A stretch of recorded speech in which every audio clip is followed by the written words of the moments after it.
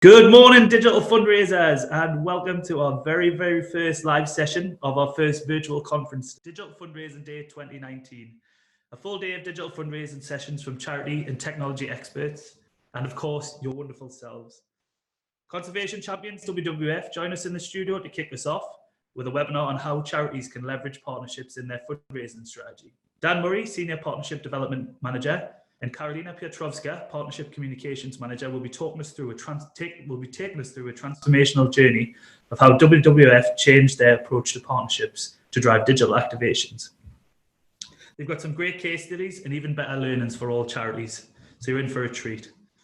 But before I hand over to Dan and Karolina, I wanted to remind everyone there will be a 5 to 10 minute Q&A following the presentation, so get your questions prepped. If you ask and we don't get round to it, don't worry. We have the WWF team staying around, and they'll be taking over our charity digital events Facebook group from 10:30. Up until 10:30. So if you're not already in there, go join and join us afterwards to continue the conversation. Also, quick bit of housekeeping. We have VoiceBox helping us out with live captioning. If you do require this feature, you can simply switch it off by heading to the by heading to the bottom of the screen and clicking the CC closed caption button.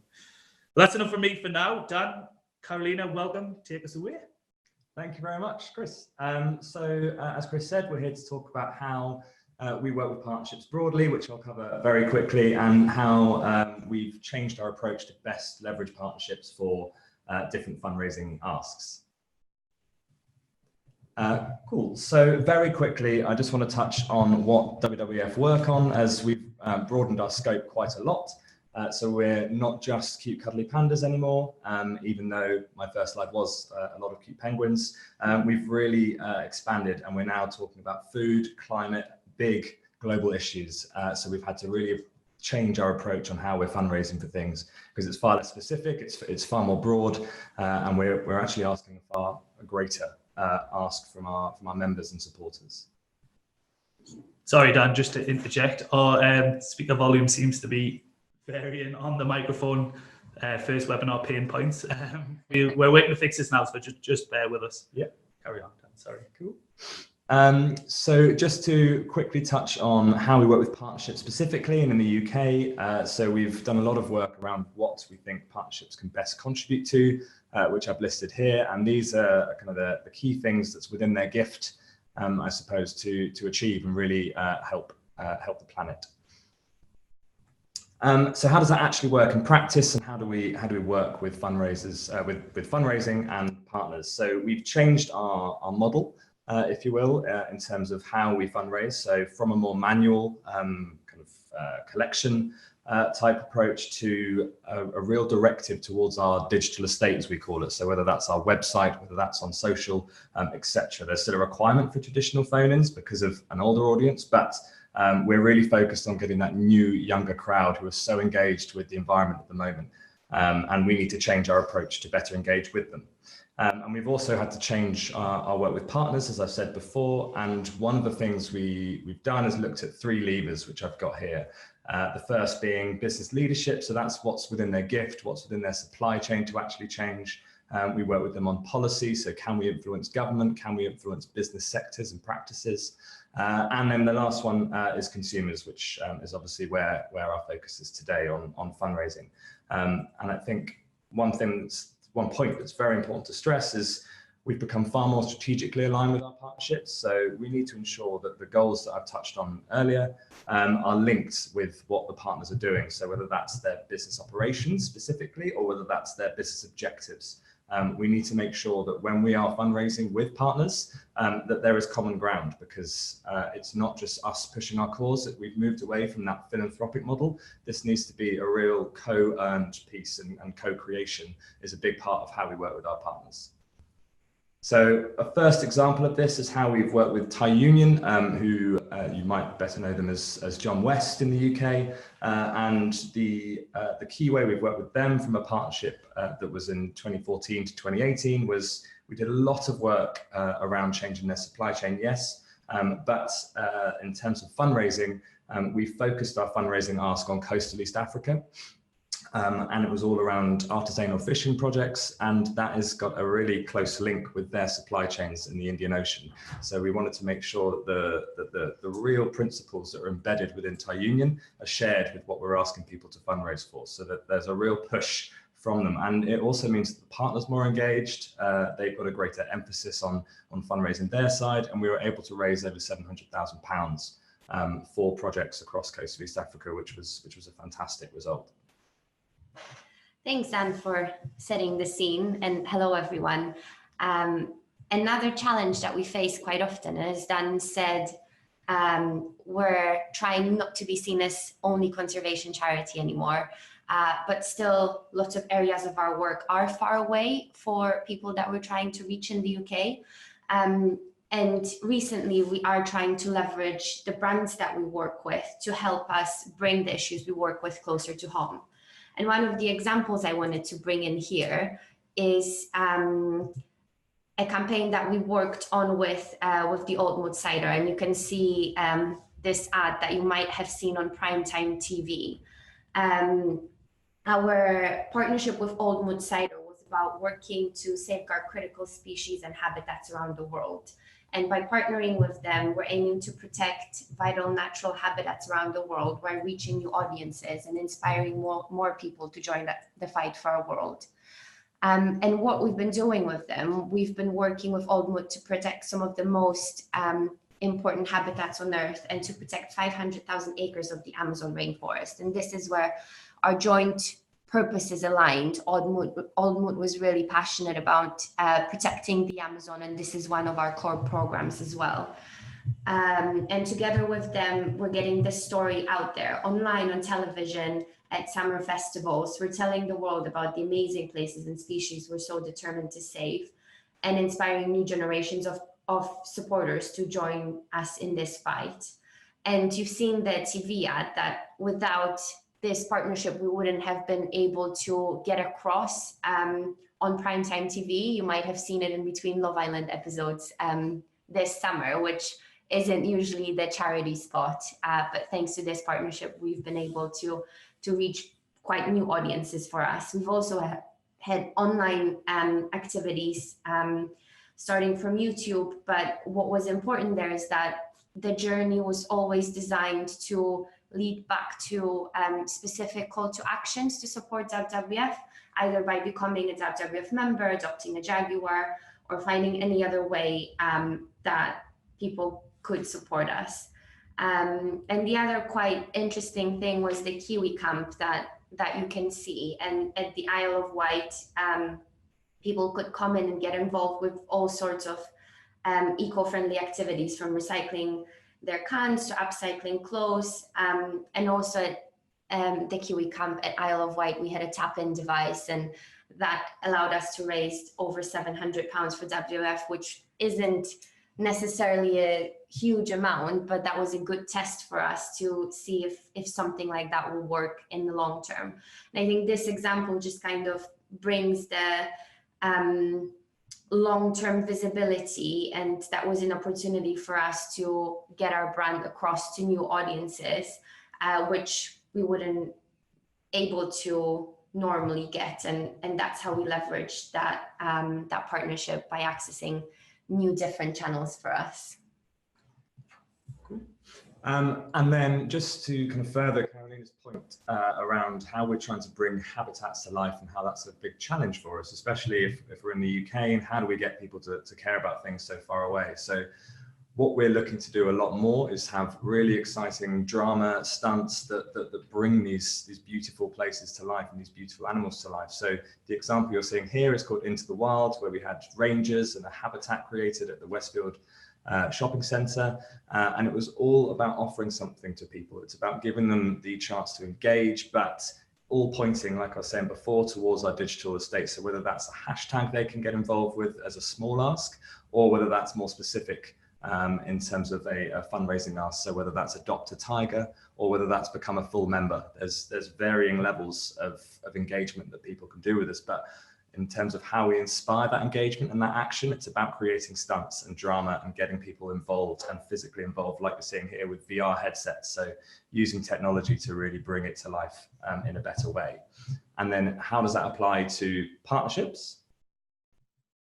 So we've taken this campaign and we've got a partnership with Hull City, the football club, and we've been able to maximize the engagement with this new audience that, again, we wouldn't be able to reach by ourselves. And Hull have been fantastic in terms of really elevating the Tiger campaign across what is obviously their very well-known brand in Hull at least, but using their digital channels such as the Panda badge for £3 on their shirts, but using kind of what channels are available to them to just further emphasize the kind of the agenda we're trying to push across. And just to emphasize on these longer term journeys that we've started on already, you might have heard of WWF's flagship campaign, which is Earth Hour. And we reach thousands, millions of people every year with that campaign. It's a very much community driven campaign, and we ask people to do all sorts of things, from do a candlelit dinner in their homes to go out and do an activity and fundraise for WWF, or just go and talk to their friends about the impacts that we have on the planet. So it's a very much community-led experiential campaign aimed at raising awareness about climate change, the issues that we face. But what's important here, and we've been talking about it basically since the beginning, is those long-term journeys. And by using this campaign, we've introduced, a couple of years ago, we've introduced pledge mechanism. So we've asked people to pledge a small change in their everyday lives, and they took that pledge online. And there was a journey designed to eventually convert pledge takers into WWF members and long-term supporters. So always remembering about from awareness to action to pledge to then eventually donation and membership conversion. And for us, membership is that long-term engagement, long-term product and supporter, and eventually a long-term fundraising goal. And this is kind of examples of how you can take the pledge in the middle, then you'll get a little bit of an email tip on specifically designed for your pledge. And then a couple of months later, well, you can see on your left, you'll get an email that will ask you to join and become a WWF member. Cool. And then another few examples of how we're using pledges as a soft ask for then longer term financial support. I think it's really crucial that we make a splash, that we are exciting, especially on issues that we might not be associated with. So on the right side there is our Finer Diner, which was all about making the link between the food we eat and then the environmental impact that has. So our current kind of diets and the food production system being hugely damaging to the planet. So we really wanted to bring this to life by offering people free food. Who's going to say no to that? As a way of getting people excited about plant-based, but also and we had brand ambassadors to explain why we were there. So WWF and food is a difficult association to make, but given the impact that it's having on wildlife and habitats, it's unavoidable. And then on the left is a pledge mechanic we used around the Environment Bill. So this was around how we mass lobby, and people could go in and make that pledge. But it's something that's iconic to London with the red phone box. It's exciting. It's adding a bit of drama, and it's something different. It's not cute cuddly pandas all the time. It's something a bit exciting, and it encourages people to start that journey and pledge with us. So we become a vehicle for people to then voice, and then like Karolina was saying, that's part of that longer term build that we want to achieve, in that they'd hopefully donate or adopt or become members. And then Wear It Wild. So this is another event similar to Earth Hour in the summer. And we've made the ask for this as easy as possible. I think that's something that I'd be keen to stress. The ask of people that want to get involved in this, we want to make as easy as possible when we start. So for this year, it was just to wear animal print in any way. You don't have to dress up like a loon and paint your face and all the things that we used to, but you still can, obviously. What we've done for Wear It Wild is we've developed a full pack of fundraising materials. So schools, companies, any groups can take that pack. It's an open resource on our website that people can then put posters up in their office, collection boxes, ideas on bake sales, thick crafts and things you can make. And it's how do we encourage that interaction, but make it so easy. And there's all a central destination, which is the Wear It Wild website. And to bring it back to partnerships, it's also about easy wins, we call them. Thinking about things that we already do and we would have done anyway, but how can we leverage our existing networks and partnerships to do even more of it, to raise even more money and to reach our fundraising goals a bit better and potentially easier. So a few examples here. If we've got a product, many charities do have shops online, products that you can either offer a small discount or just do a kind of a track link that can tell you how much exactly have you been able to raise thanks to your partners, and sending that across your corporate partners network. The other thing is challenger events. So many charities do take part and encourage people to take part in marathons and in events across the country. And one of the examples we've had back in 2015, we had over 50 HSBC employees taking part in Ride London. And we made it exciting for them to make a special cycling jersey with HSBC and WWF logo. So very simple things like that can help reach your fundraising goals. And at the same time be exciting for partners. And I think to build on that point, in terms of how we do our marathons, it's great that we've got partnerships in place with much bigger employee engagement potential than we'd have on our own. We've obviously got fantastic volunteers that want to run for WWF, but when we have partners that can, so the example on the right is the CEO of Thai Union, and such a huge company, and for someone like that to run for us just means that our reach for something like a marathon and the fundraising potential is that much greater, which is fantastic. And then just to point on the piece in the middle there with Alpro, we're in a very fortunate position with our logo. It's the second most recognized charity logo in the world. Red Cross is first. And we want to put that to use. So a lot of companies trust us on our sustainability. So what we've started doing fairly often, if a product is truly sustainable, is to put offer to put our logo on there, and then we take a certain percentage of that product sale. And I wanted to end on a example with Sky. So this was a really long-term project, was all around saving the Amazon. And again, I think it just touches on all of the things that we've talked about. So it's strategically aligned as in terms of their business objectives and our conservation objectives. We used experiential touch points to get people excited about the campaign. We used celebrities to get people excited. There was even a custom-made soft Jaguar toy specific for the campaign. So it's around using all of these different exciting avenues, but all directed towards one central point online. And we were able to raise over £9 million over 6 years, which was fantastic. Yeah. Yes, thanks to listen to us ramble on about all the campaigns and projects we've done. But I think the one thing we just wanted to bring up here is that we do know that we've got a quite powerful brand, and we are very in a great position that WWF is quite a big charity, has resource, and is quite recognizable. But I think the most important thing is to get the basics right. And I think all of those examples had this in common, and that was the only reason why they were so successful, is because we're able to leverage new audiences through partnerships. And it doesn't matter if the charity is big or small, but it's always important to remember that thanks to partnering with others, we're opening ourselves up to reaching new audiences with our messaging, which eventually allows us to reach and raise our fundraising goals.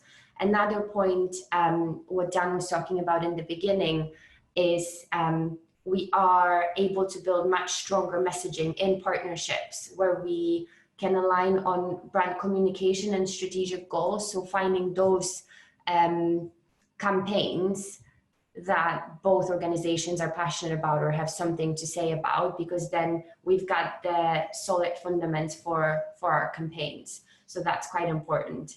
And the last, I think the most important thing is to remember to embed fundraising strategy into our digital journey, and always have that in the back of our heads, that whenever we design a campaign that even doesn't necessarily have a fundraising goal as a primary goal, there is always a link and a call to action to get you back to support your charity. And that was the example of the Old Mood, where we didn't necessarily have specific fundraising goals, but there was always that support WWF button, adopt a Jaguar. So I think these are quite important things to always have that somewhere in the mechanism, that link to fundraising. And that is it from us. Thanks so much for listening. Well, excuse me. Well, thanks to you both very much. Some cracking insights there. I think, those three specific points you made at the end specifically, ring true. And I think you'll find there'll be a running theme throughout most of our sessions today. Getting the basics right, especially, is integral for any charity of any size. And bringing it all back to strategy as well, because taking that first step, if you don't have a plan, you don't have a strategy set up, then it's you're starting two steps back almost. But I don't want to eat into question time. So if you are looking to add a question, you can do so by hitting the Q&A button at the bottom of the screen. We have a few coming in already, so let's get cracking. First question from Kath. What are your top tips for small charities with a zero budget for digital fundraising? Tough one to start. I think keep it open and keep resources available as much as possible. I think as much content as you have centrally that you can, even if you're don't have the budget to necessarily push it out. I think having an open resource, open tools that for people to engage with and use is hugely valuable, so that you can, in terms of your usual fundraising, just make sure that digital is embedded with any fundraising budget you have, but just keeping a site as full of content as possible and as fresh as possible. But I don't know if you've got any points to build on that. Yeah, I think I'd equal that and say there's so many free tools available as well. And as Dan said, content. Social media are free, so make sure that you build your presence online first. I'm sure Chris can speak to that as well, that making sure that you're out there posting every day, creating valuable content that is interesting to your audience. I think definitely define your audience first. Who are you talking to? What's your voice? And then make sure that you tailor that content and do use those free channels as much as you can, and slowly build your presence. And I think that's where partnerships really help, because they can elevate a message when we don't have budgets. So they've been hugely valuable, even if it's just their employees, because they'll know someone who will post it, they'll talk to other people, and use your friends as much as possible, I think, and get them to maximize that. Any campaign we do, we'll ask our partners to post it, and quite often their reach is far bigger than ours. So I definitely recommend doing that. Yeah, it's that halo effect, isn't it? Exactly. That once you start with one, it just kind of bubbles out, and it's it's cementing those partnerships. I'm not going to go into social media now. We've got a session coming up with Lightful later on the day, so I don't want to steal their thunder. Sorry. So on to the next question. Apologies if the sound's going varying again. We will be addressing this for the next sessions, and we will look to fix it for the recording we're pushing out at the end. But next question from Neil. He says, "It all sounds amazing. How do you work out the return of investment of these various promotions, and what are the ROI?" Good question. In terms of return on investment, we're looking at a kind of an impact measurement piece on how we do this. But for us, it depends on what we're trying to achieve from a conservation output, which is very difficult to measure in terms of habitats we're saving or species we're saving. But from a partner point of view, so with things like putting the panda on the pack, it's obviously much easier when it's related to a product. But when we're trying to build our case for why work with WWF, again, just we're in a really fortunate position, obviously, with the logo, but we really spend the time co-creating with them to make sure that they see that they're going to get the return on investment as a brand that we will. So for example, with different audiences, we make sure that we've got an insights team that really look at who our audience or who our messages resonate with, and then the partners will do the same, and then we can really co-create something that delivers ROI on both sides. So that's especially true with Sky, to make sure that they see that brand uplift with Rainforest Rescue, and now what they're doing with plastics has seen a huge reputational uplift in that sphere. So I think ROIs are a very difficult one for ourselves, but obviously with these partnerships there is a donation element to them. So we are in a fortunate position of having big partnerships that deliver on that, but we kind of see ROI in three different ways, whether it's a policy ask like the Environment Bill, whether it's a consumer ask like the Old Moot campaign and it's getting a message out there, or whether it's actually an impact ask. So I've kind of skirted around the question, appreciate it, but there's a number of different ways is my very lofty answer. Smashing, thanks very much. Next up, question from Matt. Have you found it difficult to get on partners' digital channels like email and paid ads compared to just their organic social media? Varies partner to partner, I'd say. So for someone like Marks and Spencer's, who we've been in a relationship with for a long time, they have the Sparks charity opt-in. So we get on their emails to, I think it's a 400,000 audience. And I think some partners prefer to use emails and some partners are more socially active. So for someone like, I guess, Hull, they're more likely to use social rather than email send outs. But then for someone like M&S, they're on different channels. I think it's something we look at when we're building campaigns together, is what channels are available to us. I'd probably say emails are actually easier than social, because social gets such a constant flow of asks. But when we're doing specific campaigns, it's probably emails. But that's my experience. I don't know if it's different. I think similar. I think definitely the easiest would be internal emails. If it's a bit corporate, that's always quite a nice thing to have a charity messaging and as kind of a nice corporate engagement, employee engagement. But yeah, definitely differs. If it's a consumer brand, if it's a service-based brand, it's very different from brand to brand. I'd say probably sometimes it's actually easier to get on the paid channels, because then you can target a very specific audience, or on organic channels it needs to echo their strategy and their brand. So that would very much depend on the brand. So it's a very vague answer. Apologies for that. Next up question from Emma. What system do you use for your Wear It Wild fundraising packs? Are they just downloads on the site, or do you use a specific system to design them and make them available? Yeah, they're packs. They're PDF packs you can download online, but if you sign up, we also send them via post. So really depends on what people prefer. But yeah, they're up on our website and you can download them as PDFs. Yeah, I think the thing with Wear It Wild is making it as accessible as possible. So if people just want ideas, if people just want to download a PDF, if people, I mean, we've got a great content team, which again, keep saying this, but we're in a fortunate position in that respect. But yeah, they are just simple PDF documents that are available for people to download, and we look to make it accessible in as many formats as we can, because I think that's the key thing. It's just getting your message out there in the easiest way for people to engage with, in the easiest way that's most relatable to them. Smashing. Next up, a question from Grace. What is your average lead time for a successful partnership from prospect to launch? Oh, that's a good question. Good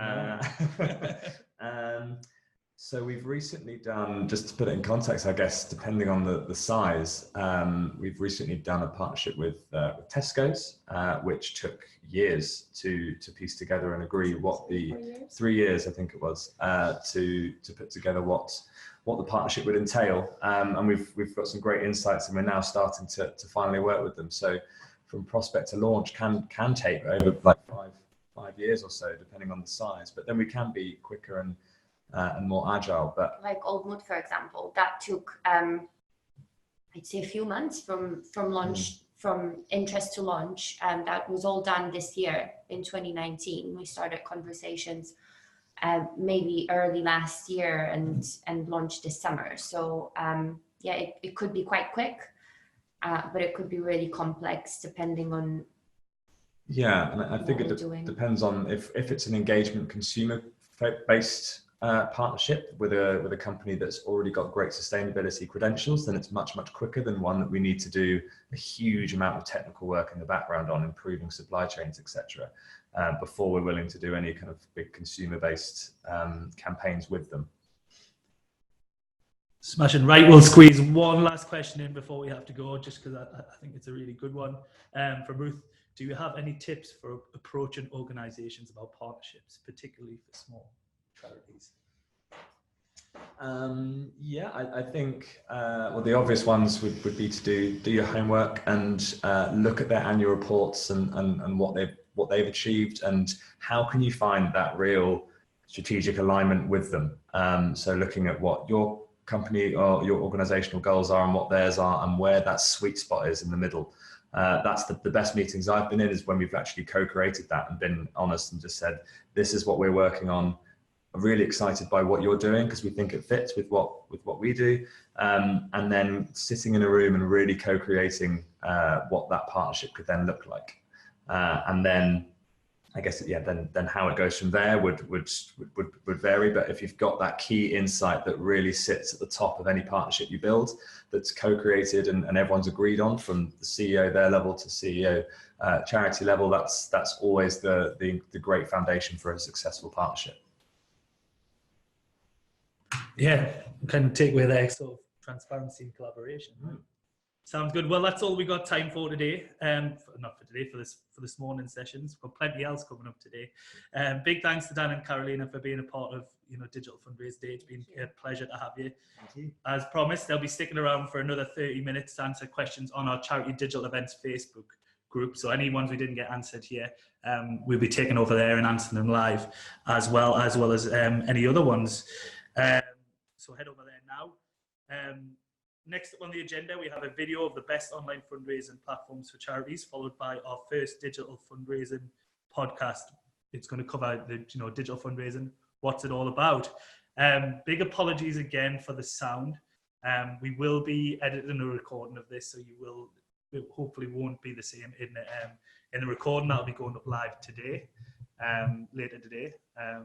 But we will be working on it in the meantime to fix it before our next session. Thanks a lot, and we'll see you in a few.